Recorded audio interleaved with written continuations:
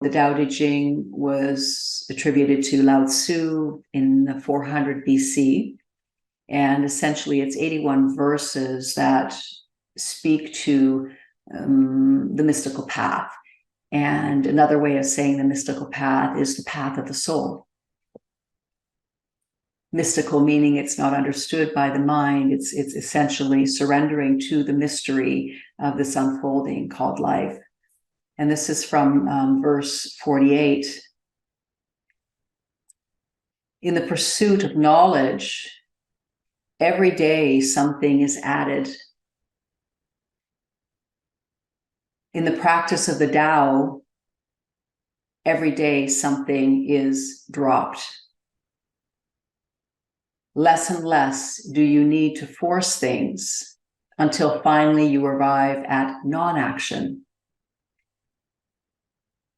When nothing is done, nothing is left undone.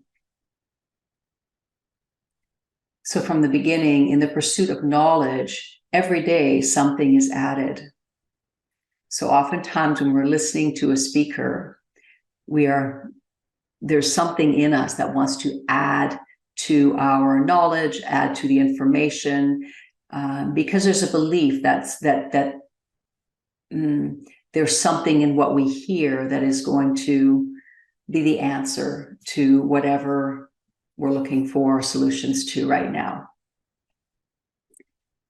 So there's that kind of orientation towards getting knowledge and hoping to find that one thing that will be the peace, P-I-E-C-E, that will end our suffering.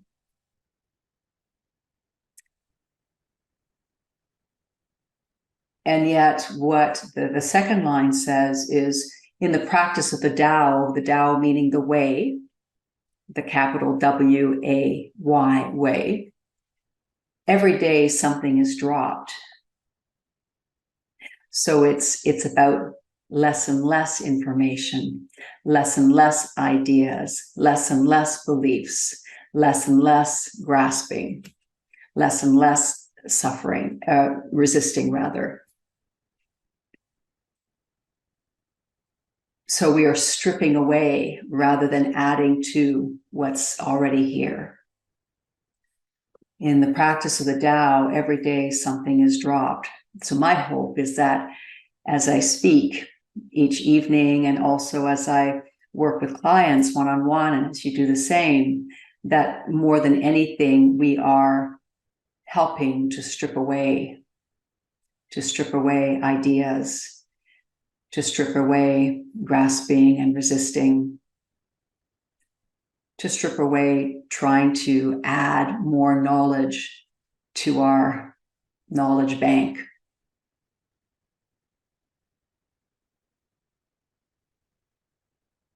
Less and less do you need to force things. So when you're willing to allow life to strip away your ideas, your grasping, your identity, when you're willing to do that, less and less do you need to force things. Less and less is there even this inclination to try to manipulate others and life and situations. Why? Because there's something that knows the futility and even you could say the insanity of that. But that's not a knowing that comes from here. It's a knowing that comes from the whole being. The whole being. It's a knowing that comes from this sense of peace and the sense of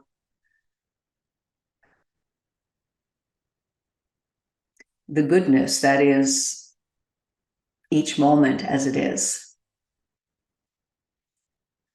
Until finally you arrive at non-action. So I like this line because it's letting us know that it's a process. It's not something that we do perfectly right from the beginning, but less and less do you need to force things. And one of the ways it's being offered around that is simply to notice when you are forcing things. And again, we can sense that our body is a meter, is a kind of a truth meter that tells us when we are grasping, manipulating, etc., through sensation, through tension, through contraction, until finally you arrive at non-action. So it's something that gradually, essentially naturally occurs as the being becomes less and less interested, let's say, in forcing things.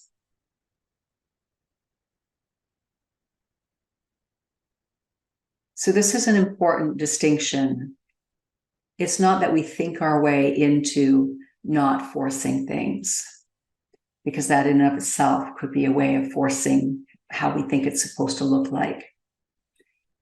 It's by releasing it's by relaxing, you could say, all of the physical and energetic evidence of forcing things, that this natural inborn alignment with life as it is just comes to the surface, and it becomes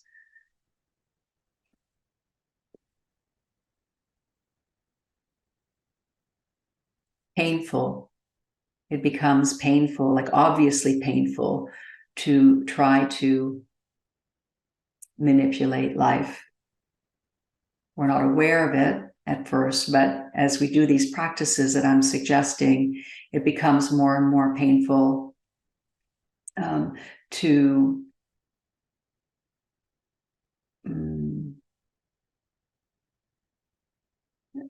try to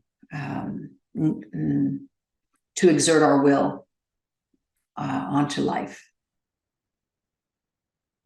So until you finally arrive at non-action, and then of course the mind goes, well, what non-action? I mean, there's so much that needs to be acted upon in this world. There's so much that needs to be done in my life. I have to take care of my physical need. I have to take care of my kids, my children's physical needs. I have to go to work. I have to make money. There's so many things I have to do. What are you talking about non-action? And then the next line is, when nothing is done, nothing is left undone. So this is the paradox, that the less we try to do, the less we try to exert our will on life, the more we have access to a different kind of movement that arises, that meets each moment, and that acts upon each moment in a way that can't be planned.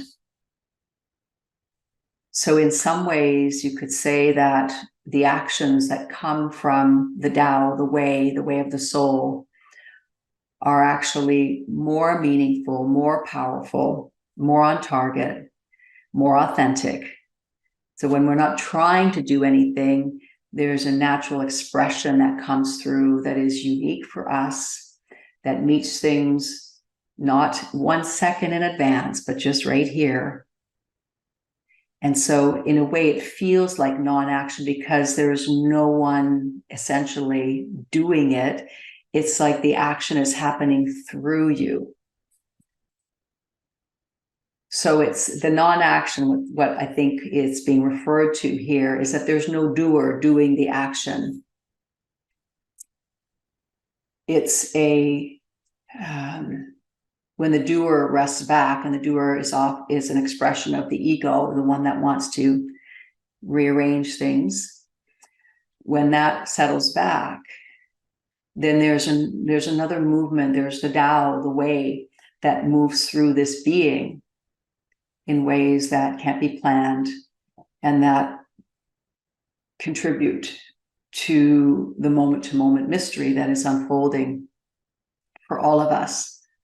And that also accesses the actions that would be most helpful in this moment, and the actions that are fresh, not just this robotic repetition of how we habitually react to what's coming at us.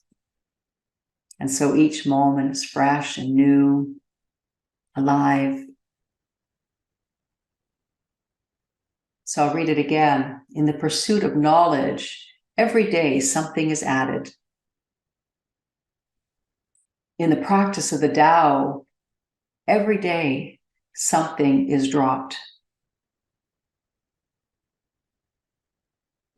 Less and less do you need to force things until finally you arrive at non-action. And when nothing is done, nothing is left undone.